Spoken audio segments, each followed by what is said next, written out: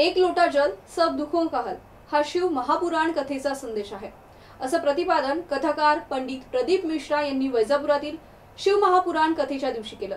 आजच्या भागात महाराजांनी सनातन धर्माचं महत्त्व अधोरेखित केलंय। नागपूर मुंबई महामार्गाजवळ लाडगाव चौफुली लगत असलेल्या विस्तीर्ण मैदानावर श्री साई भक्त बहुउद्देशीय सेवाभावी संस्थेतर्फे मागील 6 दिवसांपासून पंडित प्रदीप मिश्रा यांचे बेलपत्र शिव महापुराण सुरू आहे।